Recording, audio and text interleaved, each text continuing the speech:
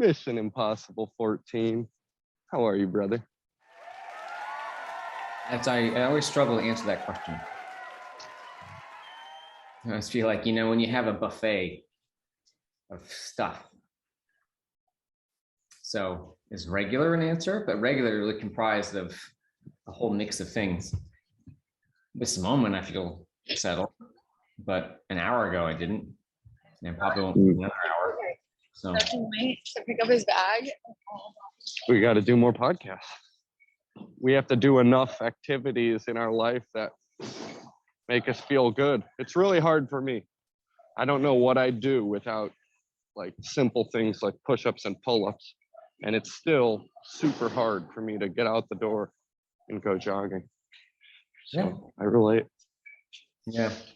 Now, I can't remember who the author was. There's always, they call it the resistance. Right? There's always some resistance to things that are important. The resistance. I like it's like the Darth Vader of creativity. But it's also where you feel like you have to sink or swim in that creativity. Oh, I listened to something where creativity, it's like born from your darker unconscious side. Yeah, I imagine there's lots of theories about everything. And usually it's always true, but only in a limited way, right? The people like to tell one half of the story because I feel like simple stories make for more compelling sound bites and articles. Like I said, creativity comes from the dark side, which, yeah. Think about any successful musician. Most of them seem like they have a lot of love songs born out of trauma. Makes total sense. But, creativity is not only born out of that. It could be all kinds of from fun inspiration in other ways. So, but it's not as a simple story to tell. It's not as compelling a soundbite. Is it not seeking approval?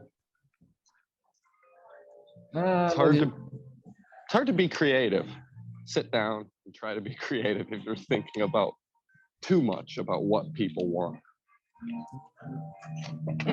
No, being creative. The thing is, it's easy for people to be creative in some ways, and often they don't even realize it because it comes so natural. It might be easy for some people to be creative with how they play by themselves or how they organize their day or how they can make food. Like my 19-year-old is, easy for her to be creative with food or fashion. But we notice where it's hard to be creative, where we we want to write a book, we want to do this, we want to do video, and we're post on TikTok.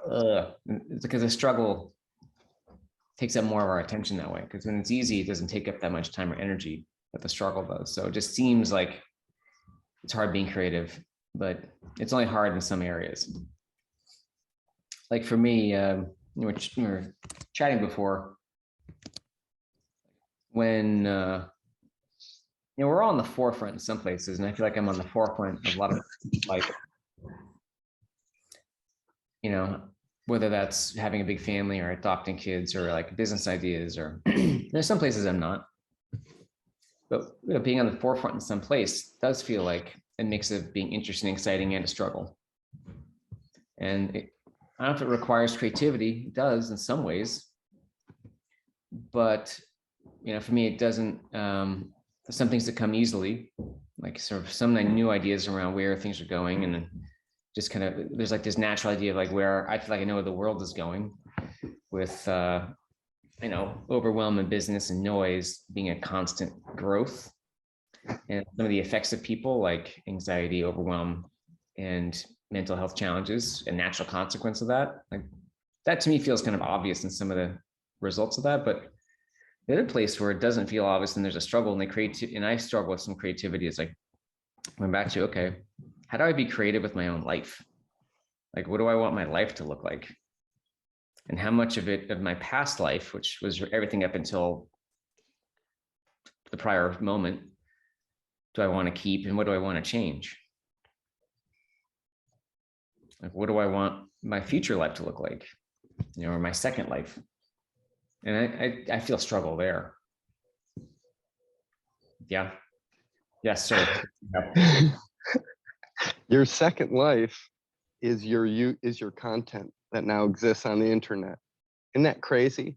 So as you become 10 years into content creation, you're now dynamically realizing this. So every time I record, I'm not constantly thinking my great grandchildren could see this, and what do I want to show in just your mannerisms, everything. There's just this knowledge that once you upload content, once you're on this content flow, no one's taking it down. So it could be your grandkids, it could be your adult children that are getting some nuance in something you're talking about, but it's for some general life lesson that they need their dad now.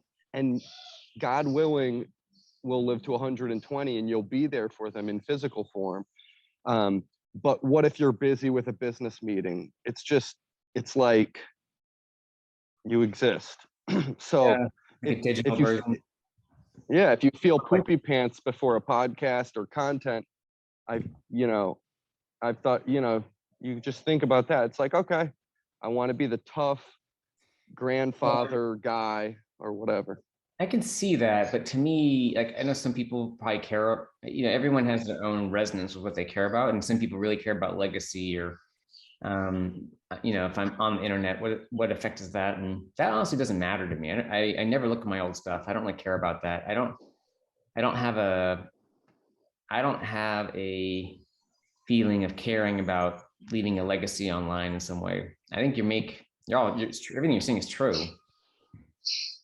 For me, and this is where, like, for what I tune into, the only thing I really care about is kind of going forward and thinking about, like, oh, what's all my stuff online is more like, I don't know, for me right now, it's a distraction. What's funny, my 13-year-old son is old enough to kind of looking up videos of me online. Dad, you're trash at talking. He likes to trash talk. But for me, it's like, well, do I want to? What do I want my life to look like? When whether it's my days, or do I want to travel, or do I want to write another book, or I don't have like right now I'm going through a phase where I don't have a lot of super clarity on exactly what those things look like. That was like, and partly that's coming out of being under the water with family babies for so long. It's second life around. I was thinking of getting a phoenix tattoo, almost like a rebirth of, okay, now that our youngest child's 5, and I have some more time and energy sometimes to think and to feel and not just be reacting every moment, every day. A little bit of space. Like, what do I want to do? Not because I have to do it for anyone else, but just because I just want to. And, it's like, okay. I mean, I think there's some, I always call them basics that I want, like for, healthy, happy family. And I do want to like create businesses with people, but that's like ephemeral, that's not, I put my finger on, and those will come. Relationships, but okay. I like jigsaw puzzles. I ended up just randomly deciding, hey, I'm going to go. I found this World Jigsaw Puzzle Championship, which is in Spain in late June. And anyone can sign up. You don't have to qualify. You just show up. I'm like, all right, I'll just show up and do that. I have no idea if that will lead to anything or not, and don't really care. I'm just going to go do something because it kind of felt interesting. And it worked out. And I want to visit more, places of Europe and meet interesting people in those places, which luckily turns out, I live here, and I end up knowing a lot of people through work in almost everywhere. So I'm going to go to, I got invited to Helsinki and Stockholm from some SaaS meetups. But I think it's really hard, like as humans, you'll hear me say this different times, like we're safety seeking creatures. Hence, we want things like predictable revenue. And we want, it's like, do you want enough money in the bank to feel safe? Or if you find the right person, you feel safe. And the safety is an illusion because anything could change anytime. But letting go of feeling, there is some sort of plan. There's some sort of like plan that I can work towards, and being a little more open to, it's like improv life in a way, just things come up during the day. And for me, a lot of things just come out of the wood. I mean, just kind of random things, whether they're good or bad. It might be someone gets sick. It might be a new opportunity to go someplace or travel or a new idea, and kind of just being open to that day by day, not trying to control the future in some way, or like feel like I need to know what's going to happen in the future, because I don't. And it's impossible to know that.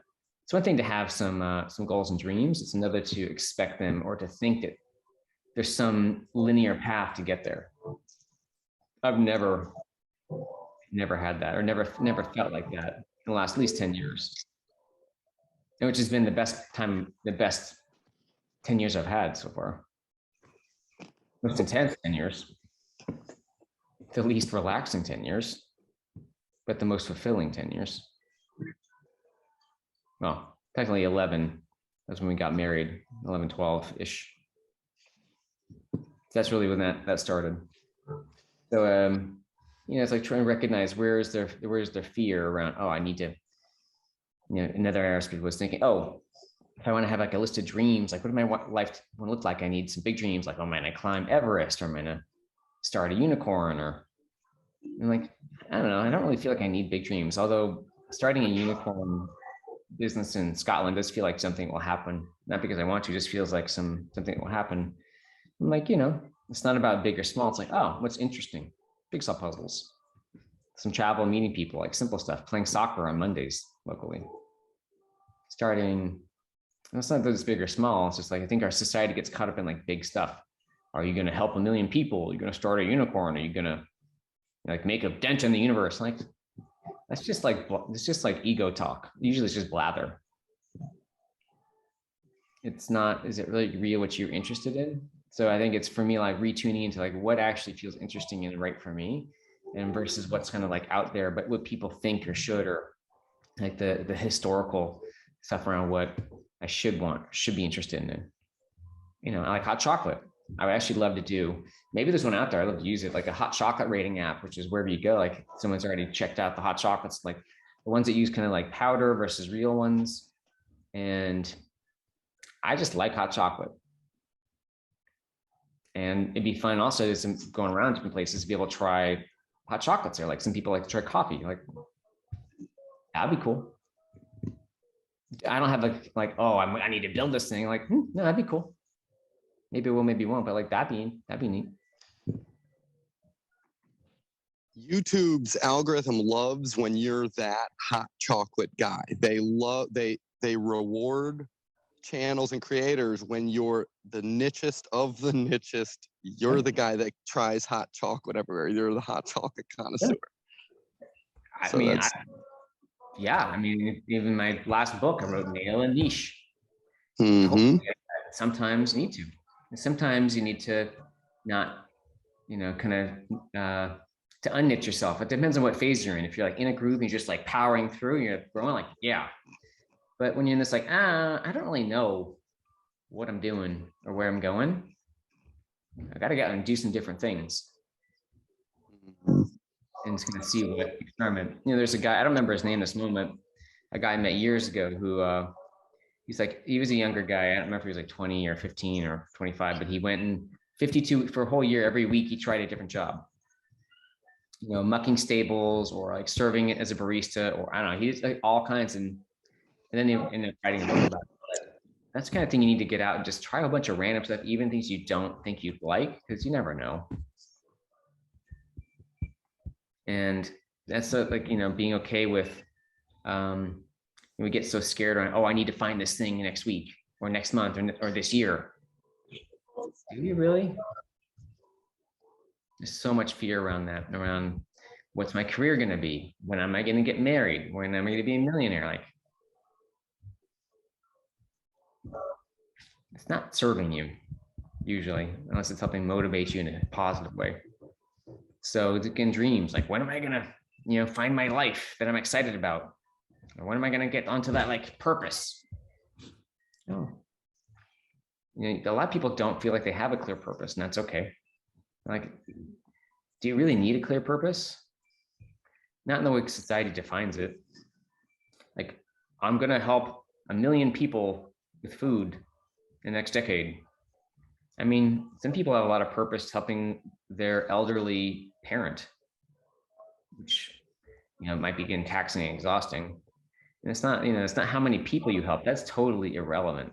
Who cares if it's one person or a million? Like, that's just, again, like, helping more people doesn't necessarily mean anything itself. It's like, does that feel like it's right for you? Yeah. Or is it just like your ego talking? So these are all the things that's, I think, difficult. I'm retuning into. And I mean, I've had a very purposeful life for quite a while, especially supporting a family and being a parent. There's like an automatic level of purpose, but it's different. So I feel like I've been flailing a bit, which is like, well, how do I take care of myself? You've been surfing. You've been grabbing your surfboard of things that make you jigsaw fun, of things soccer on Mondays. It's surfboards. You've moved into the fun. I'm not going to say I'm confident in everything and what I know and where I'm going and who I even want to be. And I don't care how that sounds. And I know it'll help people just by me being honest. And it's like, you're just have your 5 surfboards of favorite activities now. It's like they call that the ancient Tao, effortless living. You're just going moment to moment. And in a really simple way, it's like, maybe that's, you always say, the human race now after pandemic and everything, that maybe 10 years, 20 years, but it's going somewhere. We're going to be living a different way. It's going to be something, a big evolution. And maybe it's this, everyone's going to move from their big materialistic lives into their minimalist, maybe content surf shacks with their surfboards of favorite activity. No, that's not going to happen. Okay. But what will happen is there'll be more variety in the way people live. So there'll be lots of people who live big material lives, which is great for them. Lots of people live simplistic. There's more options and ways to do it, more variety, more diversity. But and actually what you said, kind of the ancient Tao, like living moment to moment and opening up to it and letting go of trying to control it, is what I feel like a lot of what I am practicing. Mm-hmm. Doing. I've been on it for like a year. So yeah, I love that. I know you probably have to get going. I did want to end off this 14th episode with just saying, on behalf of the audience, thanks for always being so honest with us. That's what makes it so damn interesting to work with you. It's always just honest, not trying to be anyone else, and that's rare. Aaron, sign us off for Mission Impossible 14 with maybe, should I even say some jumping jacks or push-ups? I got to ride my bike over to a board meeting.